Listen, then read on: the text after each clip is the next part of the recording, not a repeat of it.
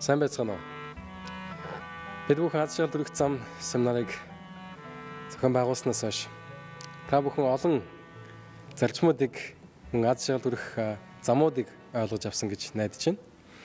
Тэгэд өнөөдрийн аз жаргал төрөх зам семинар бол их онцгой байх болно гэдгийг та бүхэнд амлаж байна.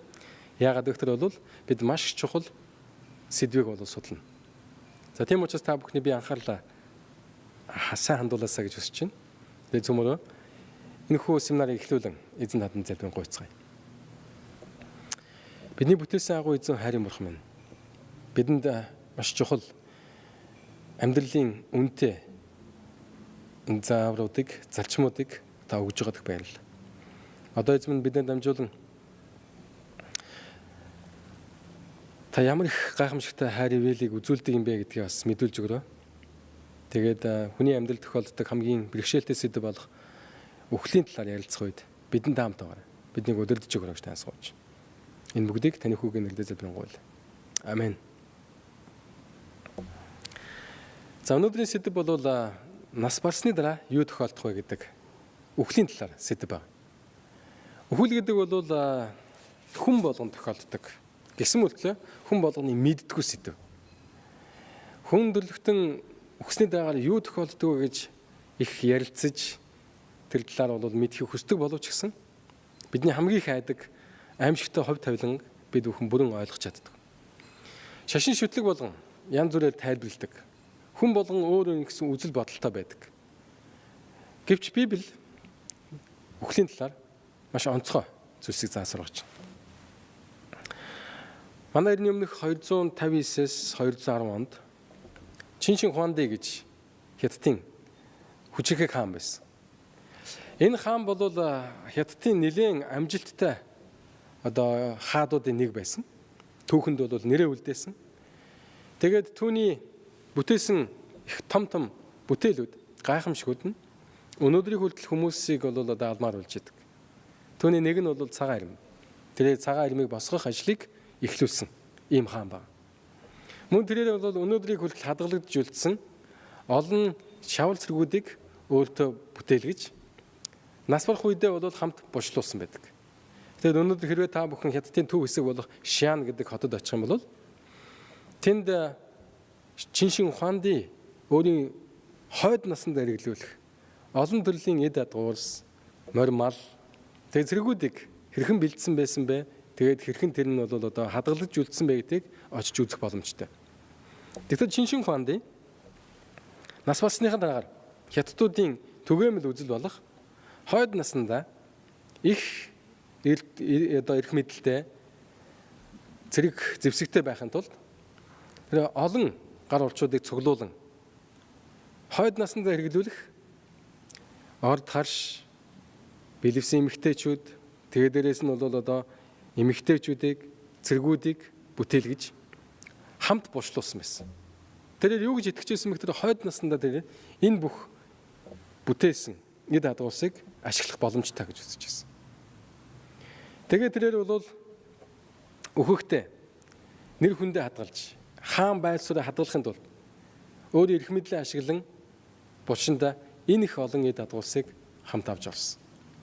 Гэвч түүний үхлийн талаарх ойлголт Библиэлд заасан үхлийн талаарх ойлголттой тис ондоо байж.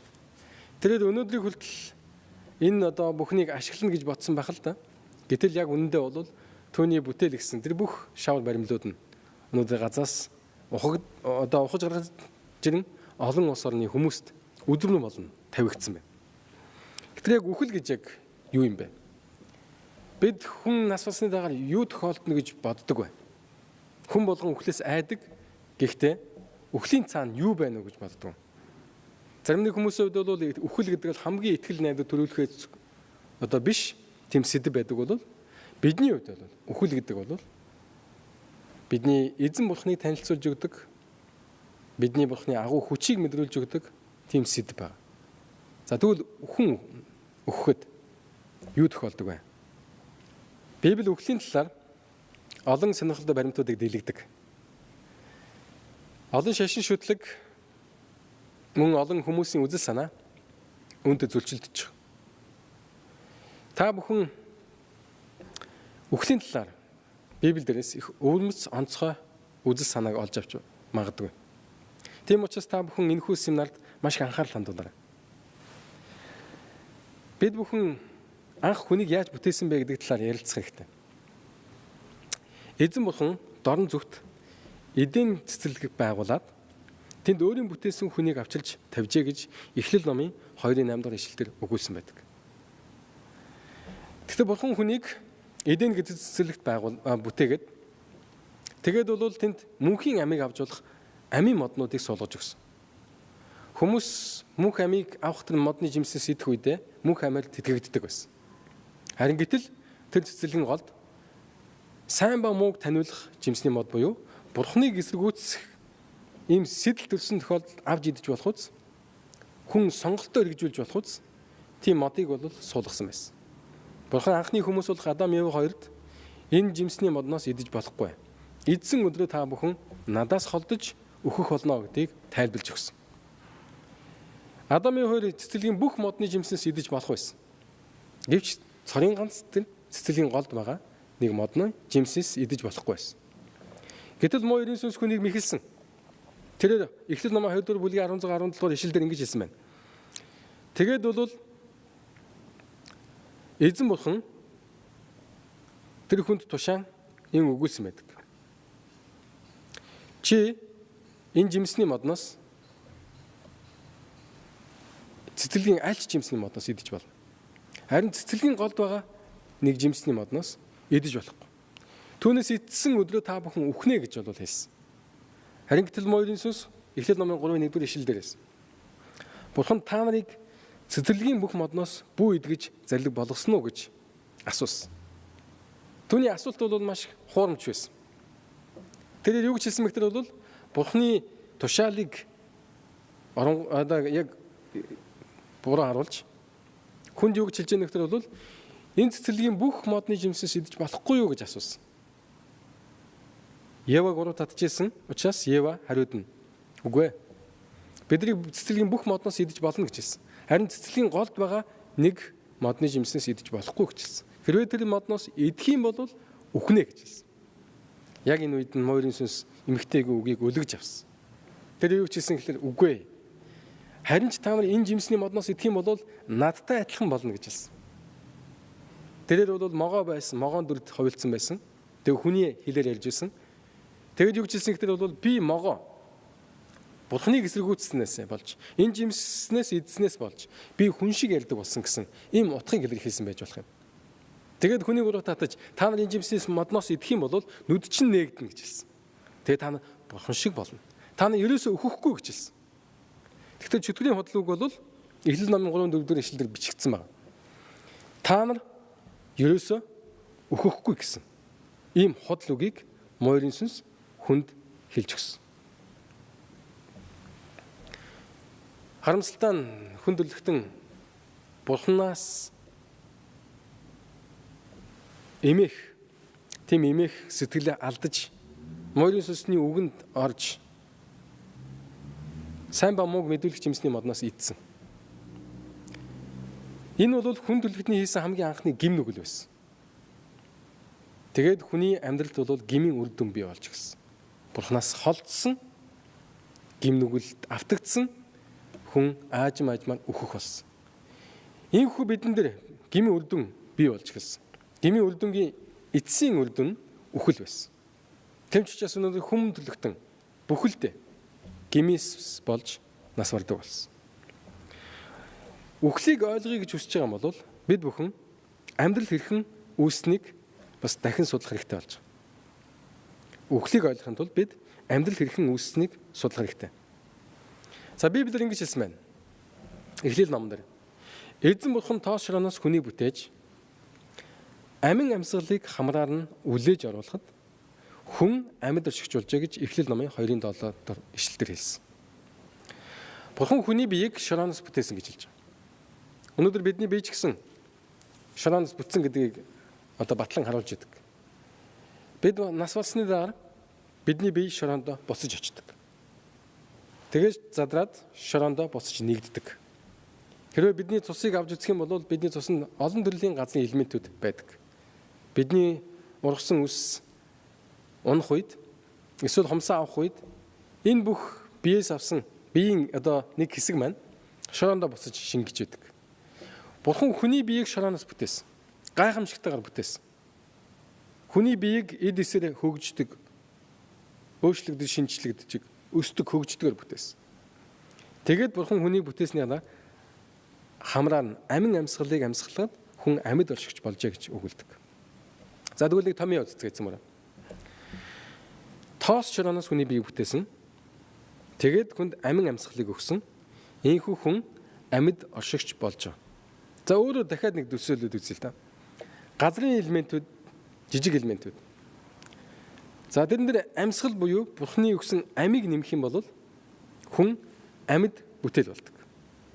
Харин тэгтэл бол үхэл гэдэг бол яг амьдралыг үүсгэсэн энэ үйл явцын эсрэг утгыг агуулж байгаа. За тэгтэл бол Номлогчийн үгс гэдэг номын 12 дугаар бүлгийн 7 дугаар ишлэлдэр ингэж хэлсэн байна. Тэгээд тоос нь өлд байсан газар шороондоо буцаж сүнс нь үүнийг өгсөн Бурхантай буцхааж байгаа. За энэ юу гэсэн үг вэ гэхээр бол үхлийг тайлбарлаж гэж байгаа. Бурхан хүний биеийг шорооноос бүтээсэн, амин амьсгалыг өгсөн. Харин үхэл гэдэг бол яг тэрний эсрэг утга нь. За сүмөрө дахиад нэг томьёо үзцгээе. Хүн амьд хүн. Тэгээд бол сүнс буюу амьсгалыг нь авчи. Амьсгал нь тасалчи. Тэнгүүд хүн цогцос болон амьгүй цогцос болон хувирж. За өөр нэг дахиад нэг элемент одоо томьёог үзье. Газрын бичил элементүүд хүний биеийг бүрдүүлж байгаа. За тэгвэл энэс амьсгалыг нь авчих юм бол хүн амьд биш харин зөвхөн хоосон цогцос болно гэсэн. Энийг бид юугаар тайлбарлаж болох вэ гэхээр бол одоо гэрэл чийдэнгээр бол тайлбарлаж болох юм. За гэрлийг асааханд бол тог хэрэгтэй. За түүнийг амьсгал гэд бодчих. За тэгвэл хүний биеийг гэрлийн чийдэнгээр төсөөлөд үзэж байна. Гэрлийн чийдэн бас шорооноос л авсан л та. Шил бол эснээс авдаг. Төмрийг бид газраас ус авдаг. За тэгэхээр бол одоо энэ шилийг бүтээж байгаа, гэрлийн шилийг бүтээж байгаа бүх эд материалууд газраас бий болсон. Тэгээд ойлгочих. Харин хүн түүнийг нь боловсруулаад айгүй сайхан тийм одоо гэрэлтдэг бүтээл болгоч л дээ. Гэтэл дангаар энэр гэрэлтэхгүй. Тэнгүүд тог залгангууд нөгөө нэг гэрэл ам орж эхэлнэ. Одоо асна. Ингээд дулаан ялгаруулна. Гэрэл илч өгнө. Тэгээд бол одоо айл гэр орныг гэрэлтүүлнэ. Юу гэсэн үг бол тухайн гэрлийн чийдэн тогтоо холбогдсноороо ам олсон гэсэн үг. За тэгвэл амийг нь яаж таслах вэ? Маш энгийн. Хоёр зүйлийг бол нэгтгсэн. Нэг нь бол газрын элементээс бүлдсэн шил, нөгөөх нь бол тог байсан. За тэгвэл энэ хоёрыг салгах юм бол ямар ч ам үүсэхгүй гэсэн. Үүнтэй адилхан хүнийг Бурхан анх бүтээхдээ шорооноос биеийг нь бүтээгээд амин амьсгалыг өгсөн. Тэгээд хүн амьд оршигч болсон. За тэгвэл үүнтэй адилхан үхэл гэдэг бол Бурханы анх бүтээсний дагуу ам болон бие махбод хоёрыг салж байгааг илэрхийлсэн тийм үг байна. За Номлогчийн үгс гэдэг ном байна. Тэр номын 9 дэх бүлгийн 5 дахь ишлэлээр ингэж хэлсэн байна. Амьд байгсад нь үхэн гэдгээ мэддэг байтал үхтлүүд нь юу ч мэддэг гэж хэлсэн. Энд юу хэлэх гээд байна вэ гэхээр бол Библийн номон дээр өгсөн хүн ямар нэг оюун ухаантай байгаад эсвэл сүнс нь хаанагт хайлаад тэгээд бол оюун ухаантай үйл ажиллагааг явуулдаггүй гэсэн ийм утга санаа хэлж байгаа. Бие махбод ам хоёр нийлжээж амьд оршигч болсон, үзэж хардаг, сонсдог, боддог болсон. Харин энэ хоёрыг салгангууд ямар ч ам байхгүй буюу ямар ч үйл ажиллагаа байхгүй гэсэн. Ийм утга санааг Библи танилцуулдаг. За цаашаа Дуулал номын 146-гийн 3-4 ишлэлээр ингэж хэлсэн байна. Ноёдод бүйтг, авралгүй хүний хүүдч бүйтг. Түүний сүнс гарч явдаг бөгөөд тэр газар шороо руу буцдаг.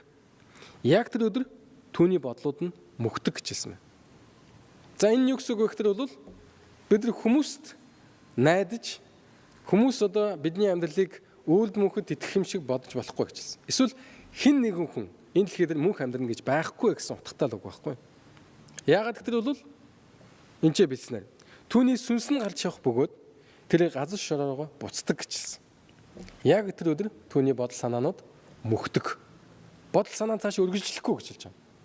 Ямар ч үйл явц бодол санаа явагдахгүй гэж. Үхэл гэдэг бол зөвхөн үхэл. Мөхөл гэсэн.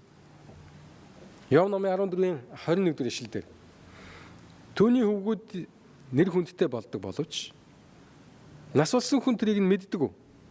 Эсвэл тэд өчүүхэн дорд болдог боловч тэр үүнийг нь ч хайхарч чадахгүй. Тэгэхээр өгсөн хүн бол хүүхдүүд нь нас болсны дараа юу болоод яагаад яваад байна гэдгийг мэдэхгүй гэж Библиэлд хэлж байна. Өнөөдөр бидний боддогоор бол өгсөн хүний сүнс нь хайлаад явчихдаг.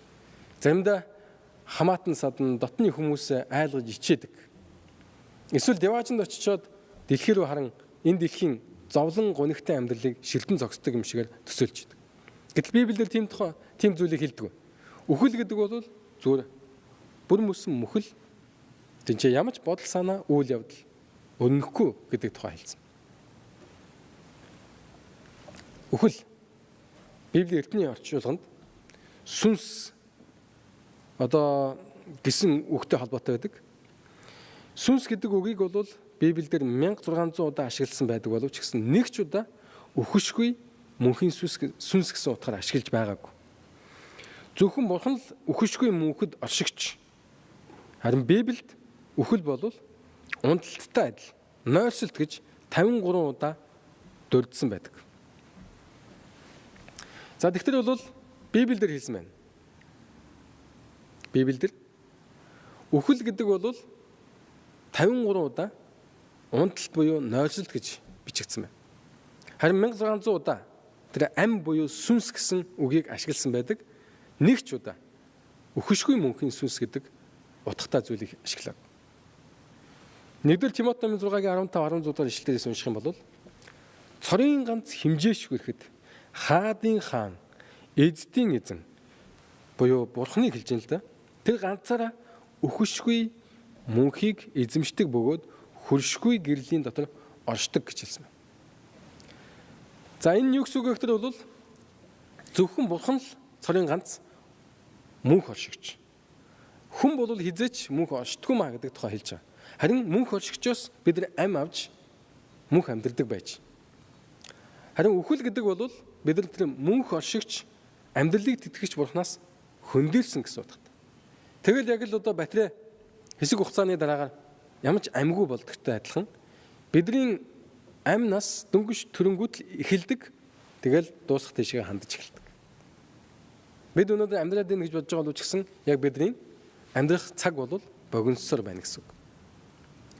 Гэхдээ Библиэлд бол мөхөшгүй мөнхийн сүнс гэсэн утга санаа байхгүй. Хүмүүс насраад сүнс нь хаа нэгтээ илэн халиад хаа нэгтээ очиод бодол санаад аливаа нэгэн зүйлийг мэдрээд явдаг гэсэн утгыг Библиэлд огт эсэргүүцдэг. Харин ч хүн үхээд шууд нойрсдог гэж хэлсэн байна. Нойрсолт гэдэг бол их онцгой үг л дээ.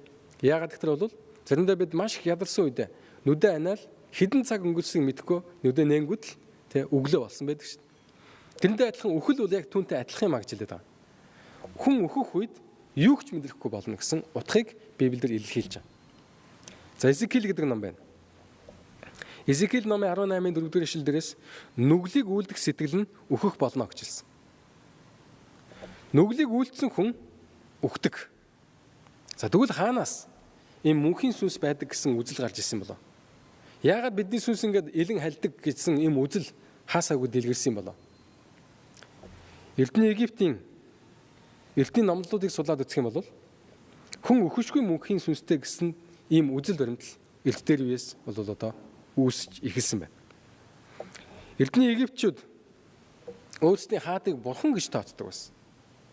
Тийм учраас бол өөрсдийн хаадыг мөнх амьдрах ёстой гэж үздэг учраас өөр нэгэн ертөнцид очихоос өмнө биеийг нь бол занданшуулдаг байсан. Ингээд занданшуулаад муминд хийгээд тэгээд бол хадгалдаг байсан. Эстэгвэс түүний сүнс нь бол бузар муу болж хүмүүст гай гамшиг очруулна гэж итгэдэг байсан. Тийм ч учраас өнөөдөр та бүхэн мэдж байгаа Египтэд том пирамидууд буюу энэ бол яг үүндээ бунхан бариад Түүндээ бол их хаадын тэр сүнснүүдийг хадгалж барьдаг байсан. Нөгөө ертөнцид байлгаж идэг гэсэн. Ийм үзэл байсан учраас энэ үзэлтэн цаашаа явсараад дэлгэсээр гад олон шашин шүтлэг мөн дээрээс нь дэлхийн бүх хүмүүсийн үзэл баримтлал болон хувирж эхэлсэн. Тэгэхээр эрдэнэ шүтлгүүд хүн өхөшгүй мөнхийн сүнстэй гэсэн сургаал дээр үндэслсэн байдаг. Энэ бол тухайн шашин шүтлгүүдийн үндсэн чухал үзэл. Тийм учраас бол хойд нас олон удаагийн боломж гэсэн ийм үзлүүд гарч ирж байгаа. Зарим нэг нь бол деваажинд явдаг. Өөрийнх нь хийсэн үйлсээс шалтгаалж мууг хийсэн хүмүүс нь шууд үхээд тамдаа явдаг гэж үздэг. Тэгээд тамдаа бол зохих шийтгэлээ халуун хүүдэн там юм уу эсвэл ямар нэг хүнд хүчээр байдлыг туулсны дараа дахин хүн болон төрөх боломжтой гэж үздэг. Мөн тэр нас болсон хүмүүс нь энэ дэлхийд хоргодож үлдээд нэг зорилгоо биелүүлэх ч байдаг юм уу эсвэл одоо дотны хайртай хүмүүстэй сэтгэл нь хоргодоод энэ дэлхийд хоцорчдаг гэсэн ийм бас үзэл байдаг. Тэгэхээр энэ үзэл нь яагаад аюултай байна вэ гэхээр бол энэ үзлээс болж муурын сүнс бидэнд Бурхны талаар буруу ойлголтыг өгдөг, Бурхныг огт мартагдуулж бид нар бол мөнх оршигч юм сүнстэй юм байна. Зүгээр л бие олоод яваад идэг гэсэн ийм үзлийг бий болгож эхэлсэн. Илчлэлт номын 12-ийн 12 дугаар ишлэлдэр ингэж хэлсэн байна. Тиймээс Тэнгэрээ тэнд нутаглагстаа баярлан хөөрхтөн деваачныг хэлж чинь. Харин газар болон тэнгис золгүй манай дэлхийг хэлж чинь. Яагаад гэвэл чөтгөр муурын сүнс сатан үлэмжих уур хилэнтэйгээр та нар руу бууж ирсэн. Өөрт нь богинохон хугацаа байгааг тэрээр мэдэж байгаа учраас та нар руу маш их уур хилэнтэйгээр бууж ирж байна гэж хэлсэн. Муурын сүнс биднийг мэхлэхийг хүсэж байна. Биднийг Бурханаас холдуулахыг хүсэж байна. Тийм учраас уур хилэнтэйгээр буун ирж биднийг өнөөдөр мэхэлж байгаа. Энэ мэхэлтэй хамгийн том мэхэлт нь үхэлтэй холбоотой мэхэлтэй байдаг. Буруу шашин шүтлэг хүн мөнх сүнстэй гэсэн номлол дээр үндэслэгдсэн байдаг. Яагаад гэвэл бол хүний мөнх сүнстэй болгосноор хүнийг бол Бурхны хэмжээнд аваач тавьсан. Ингээд бол хүмүүсийг мэхэлж эхэлсэн. Олон янзын хурамч сүнснүүд бий болох. Эсвэл хин нэгэн алдартай хүний сүнс надад нөлөөлөх тийм боломжуудыг үүсгэн хүмүүсийг мэхэлж эхэлсэн. Яг үүндээ эдгээр нь өгсөн хүмүүсийн сүнс бус харин муурын сүнс өгсөн хүний дүр төрхөнд ховлон бидний мэхэлж байгаа гэсэн. За тэгэхээр бол эдгээрийн жишээнүүд нь мэрэг төлөгт маш шингэсэн байдаг. Зурхаад одоо шингэсэн байдаг. Дээрээс нь бөө уламжлал, бөө шашинд бол ихэр шингэсэн байдаг. За мөн дээрээс нь бол ид шид. Тэр тусмаа бясалгал, олон төрлийн шашин шүтлэг, хүний сүнс өхөж мөхтгүү гэсэн энэ үзлүүдтэй холбоотой байдаг. Хэрвээ та хэн нэгэн хүнтэй уулзаж өгсөн хүмүүсийн сүнстэй холбоо барих гэж байгаа бол боломжлоорой гэж би танд хэлмээр байна. Эсвэл та дотны хайртай хүмүүсийн чинь санагдуулсан зүйлсийг ярьж байгаа. Тань дээр одоо дотны хайртай хүний чинь сүнсээр тодрон ирж байгаа хүмүүс байгаа бол түүнээс болгоомжлоорой гэж та бүхэнд хэлмээр байна. Яагаад гэвэл эдгээр сүнснүүд нь эсвэл тэдгээр хүмүүс нь өгсөн хүний сүнсээр бус харин муурын сүнсээр удирдуулагдсан байгаа гэдгийг Библи онцлон зааж өгчдөг. Хүн нас ороод шууд нойрсдог гэж хэлзаадаг. Харин гэтэл эдгээр хүмүүс үгүй ээ. Хүмүүсийн сүнс бидний эргэн тойронд байна гэж. Бид нь мэдэхгүй байгаа зүйлсийг минь хэлж өгдөг гэсэн тийм утга санааг илэрхийлээд байна. Зарим нэг хүмүүс бол сүнстэй холбоо барьдаг. Би бага бахта, залуу бахта сүнстэй холбоо барих гэж үдшээс ангийнхантайгаа дайралтсан. Тэгээ яа харахгүй бол тухайн үед би сүнс байдгийг мэн гэж итгэсэн. Яагаад гэвэл бол бидний хэрэгжилжсэн тэр арга бол үнэхээр сэтгэл сэрдгийлэм би бол тэрийг одоо манай ангийн хүүхдүүд хурамчаар хийж үлдээгүй гэдэгт итгэсэн. Гэхдээ би та бүхэн сануулж хэлэхэд ийм төрлийн онцлогоос болж олон хүмүүс оюунханаа алдсан байдаг, муурын сүнс шүглсэн байдаг, муурын сүнс довтолж галзуурсан байдаг. Тийм учраас та муурын сүнсний газар нутаг дээр бити очиж хүл гიშгээчээ гэж би хэлэх гэсэн. Үхлийн талаар буруу ойлголттой байх юм бол муурын сүнс таныг маш амархан мэхлэнэ. Бурхнаас холдуулна. Таны үзэл бодлыг чинь өөрчилнө. Тийм учраас би таныг үхлийн талаар маш зөв ойлголттой байгаасаа. Яагаад гэвэл энэ ойлголт чинь таныг бас ад жаргалыг мэдрэхэд зөв ойлголттой байхад чинь бас тус болно. Ичлэлт номын 16-гийн 14-р ишлэл дээрээс. Учир нь тэд бол өгсөн хүмүүсийн дүрээр гарч иж байгаа сүнснүүд бол тэмдгүүдийг үлдэн бүх дэлхийн хаад дээр гарч очих чөтгөрүүдийн сүнснүүд юм а гэж хэлж байгаа. Тэгэхээр эдгээр нь өгсөн хүний сүнс биш. Өгсөн хүний сүнсээр илэрж байгаа морийн сүнсний чөтгөрийн хийж байгаа ажил гэж ойлгож байна. 2-р Коринф номын 11-ийн 14-р ишлэл дээрээс Сатан ч гэсэн өөрийгөө чөтгөрийг хэлж байна. Гэрлийн тэнгэрэлч болгон хувиргадаг учраас бидэнд гайхах зүйл алгаа. Морийн сүнс чөтгөр бидэн дээр бас өөрийгөө Бурхны тэнгэр элч мэтээр үзүүлдэг гэж хэлсэн. Хэрвээ тэрээр Бурхны тэнгэр элч мэтээр үзэгдэж чаддığım бол мөхөс дорой гим нүгэлтэй хүний хойд дүрээр үзэгдэх маш амархан болж байна. Тэрээр биднийг мэхэлдэг. Илчлэлт номын 12-ийн 7-р ишлэл дээрээс Библиэр ингэж хэлсэн байна. Морийн сүнс тэнгэрт дайныг өдөөс. Тэнгэрт дайн болов. Михаил буюу Есүс болон түүний тэнгэрлэгч нар луута тулалдлаа. Морийн сүнстэй тулалдсан гэсэн. Луу болон түүний тэнгэрлэгч нар тулалдаад өнөөх агуу том луу буюу бүх ертөнцийг мэхлэх чөтгөр ба Сатан гэдэг эрдний могоо доош хаягдлаа гэж хэлсэн. Тэр ганцаараа биш. Маш олон элчнэрээ дагуулan газар руу буусан. Тэгээд тэр хүмүүсийг мэхэлж гисэн. Хүмүүст худал хуурмаг буруу сургаалыг зааж өгсөн. Яагаад тэр худал хуурмаг буруу сургаал нь морийн сүнсний үйл хэргийг явуулахад тус нэмэр болдог. Тэрээр бидний мэхэлж чадвал бидний бурханаас холдуулж чадвал дураараа биднийг удирдах, залах, үхэл рүү явуулах боломжтой болох учраас бидэнд буруу үзэл санд болгодог.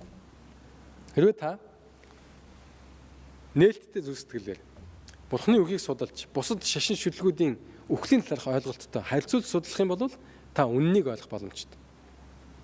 Яв номын 21-ийн 32 дугаар ишлэл дээрээс түүнийг хүнийг хэлж байна. Булшинд хийх хооронд ч булшин дээр нь харуул байх болно. Тэгэхээр хин нэгэн хүний сүнс оршуулга болсон газраас зүхтаагаад хаа нэгтээ явна гэж бити бод. Бити санаа зов. Яагаад тэр бол Яв номдэр хэлснээр Бурхан нас болсон хүмүүсийг ингээд чанд хадгалж идэг. Тэр хүмүүсийн сүнс нь хаа нэгтээ халиад ч юм уу ямар нэг үйл ажиллагаанд оролцохгүй гэдгийг Бурхан батлан Яв гэдэг хүнээр дамжуулан Библиэр бичсэн байна. Тэгэхээр өгсөн хүмүүсийн сүнсээр гарч иж байгаа. Тэр хүмүүс бол тэр одоо сүнснүүд бол яг тэр тухайн хүний сүнс биш харин морийн сүнс гэдгийг та баттай ойлгох хэрэгтэй. Яв номын 17-оос 17 дугаар бүлгийн 13 дугаар ишлэл дээрээс хэрэг бид үхэгсдийн орныг гэр шиг харвал би өөрийнхөө орыг харанхуйд застдаг болно. Хэрэг би тамд очиод амьдардаг байсан бол би бол тамийнхаа бэлтгэлийг хийх байсан гэж хэлсэн байдаг.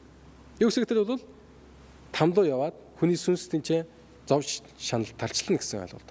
Эсвэл деваажинд очиод зовж байгаа энэ хүүхдүүдэд харан деваажинд жаргах биш харин зовж суудаг тийм сүнс гэж байхгүй. Хүн үхэд бүгд булшинд орж нойрсдог гэсэн. Есүсийн дэлхийд ирэх үедээ нойрсон хүмүүсийг сэргээнэ гэж хэлсэн. Дахин амьдуулна гэж хэлсэн. Тэр хүртэл бүгд нойрсон, унтсан байх болно. Ямар ч хүний сүнс энэ дэлхийгээр иргэн тойронд бидний дээр уулзгаар ирэхгүй гэж хэлж байгаа. Иохан номын 11-ийн 11-р ишлэлээр Есүсийн найз болох Лазар хүнд өвчин туссан байдаг. Тэгээд тэрээр амьсгаа хураасан. Тэгээ амьсгаа хураасныг нь Есүс мэдээд дагалдагч нартай хандан бидний анд Лазар унтжээ гэж хэлсэн. Гэвч би түүнийг нойрон нусан сэргээхээр явна гэж хэлсэн. Тэгсэн чи Есүсийн дагалдагч нар түүнийг нь зүгээр нэг жирийн унтсан байна гэж ойлгосон. Нас болсон гэдгээр нь ойлгоогүй. Тэгээд Есүст хандан эзэн хэрэг унтсан бол тэр эдгэрнэ шүү дээ гэв. Есүс Лазарын үхлийн тухай айлдсан гэжээ. Харин тэд түүнийг зүгээр л унтах тухай ярьж байна гэж бодож.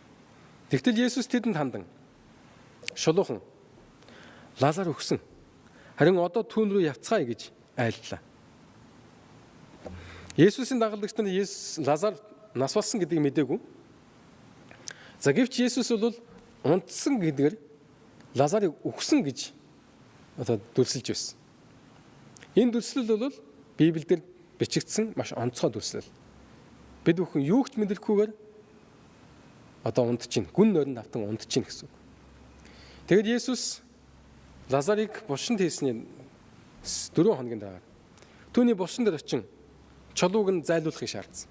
Хүмүүс Есүсээ Лазарын би аль хэдийн одоо муудаж өмхий болсон байгаа. Бити энэ хаалгыг нонгоолгооч гэж хэлсэн.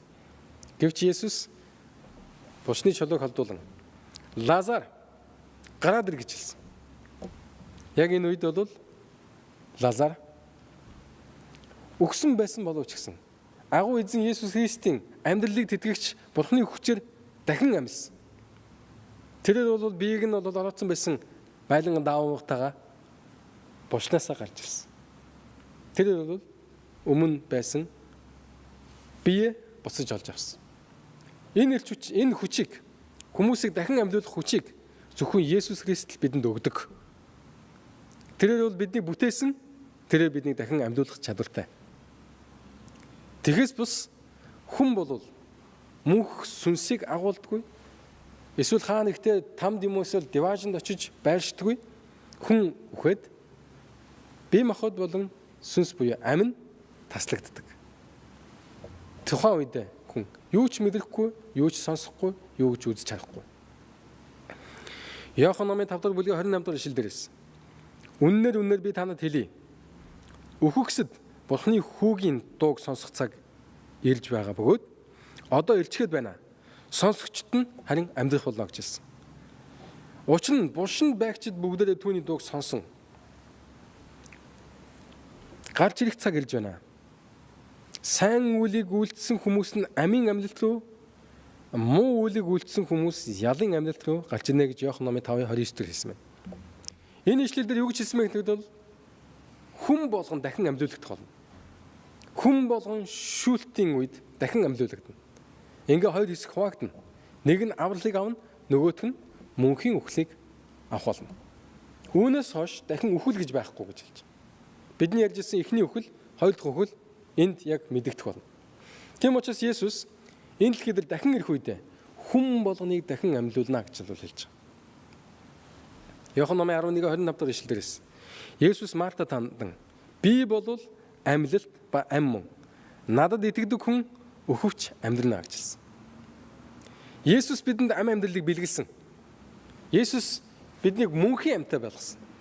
Харин бид бүхэн гим нүглээс болж мөнхийн амь алдсан. Гэвч Есүс бидэнд дахин босож ирж бидний асуудлыг шийдэж өгч бидэнд мөнх амийг буцаан авах боломжийг нээж өгч байгаа.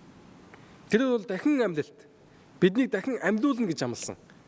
Тийм учраас тэр удахгүй ирж дэлхийн төгсгөлийн цаг үед буцан ирж биднийг үхлээс дахин амьлуулна гэж амлаж байгаа.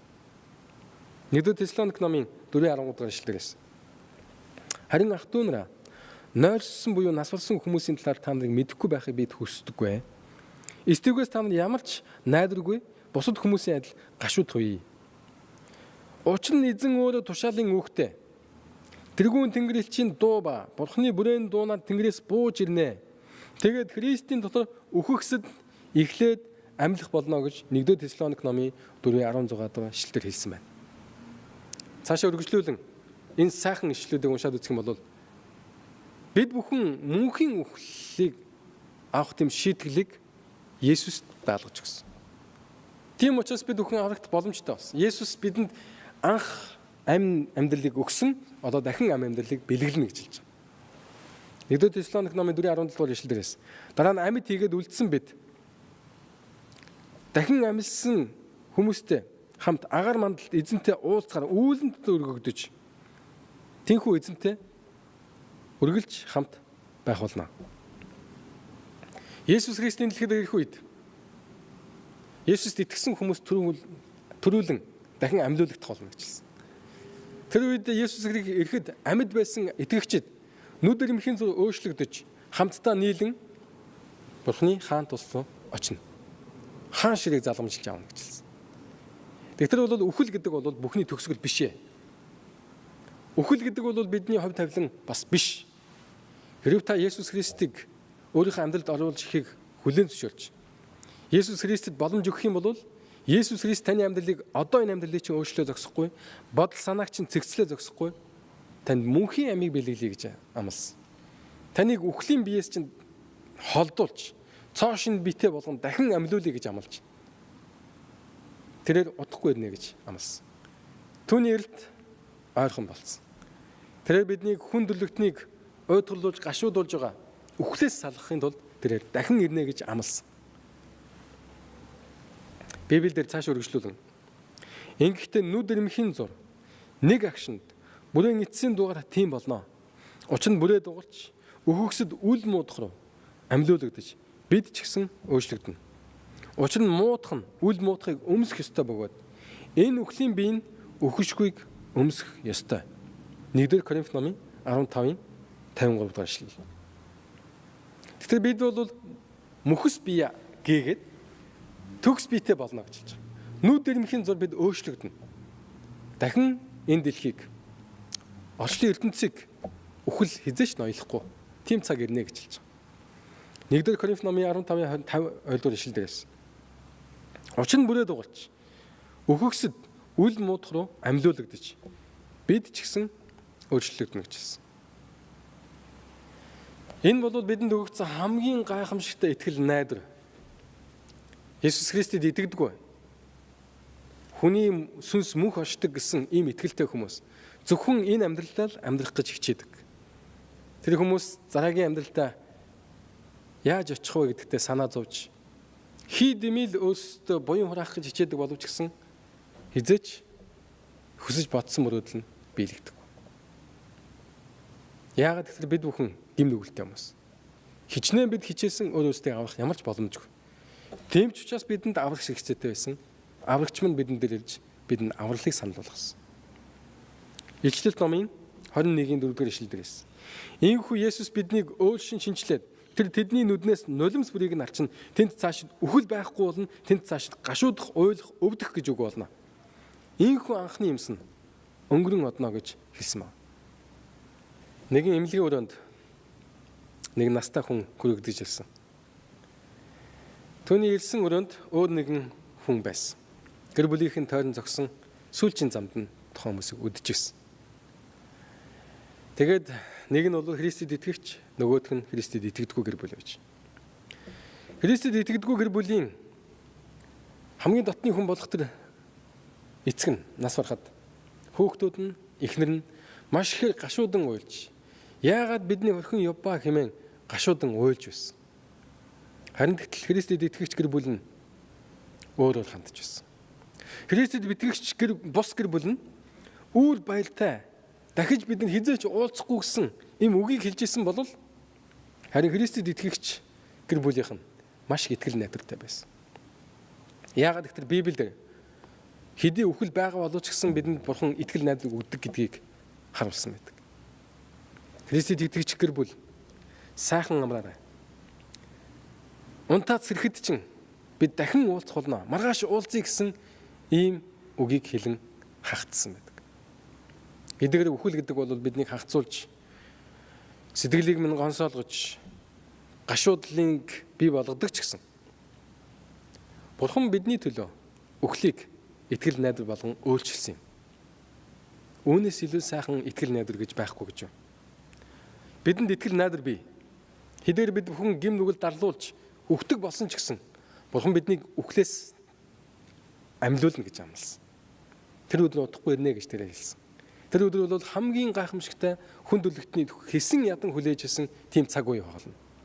Тэр өдөр хүүхдүүдэд алдсан эцэг их хүүхдүүдтэйгээ уулзах болно. Эцэг ихтэйгээ баяртай гэж хэлсэн хүмүүс эцэг эхчүүдтэйгээ уулзах болно.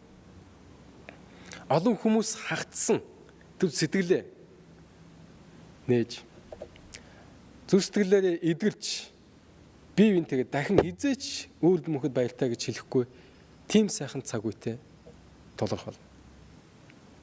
Тийм сайхан итгэл найдрыг эзэн бидэнд өгсөн. Тийм учраас үхэл гэдэг бол бидний хувьд аимшигтай хувь тавилан биш. Харин зөвхөн нойрсолт юм. Бурхан та бүхнийг хивээж түүнд итгэх итгэл боломжийг бас танад өгөөсэй гэж би хүсэж байна. Цөмөрө бурхан тандан залбирэн гуйцгаая. Агуу эзэн хааны бурхан минь бидэнд хамт байж биднийг удирдах бидэнд үннээ зааж өгч байгаадах баярлалаа. Үхлийн талаар таны зөв ойлголтыг хүлээн авч та биднийг үхлээс аврах хүсэлтэй байгаа гэдгийг мэдрүүлж өгөөч.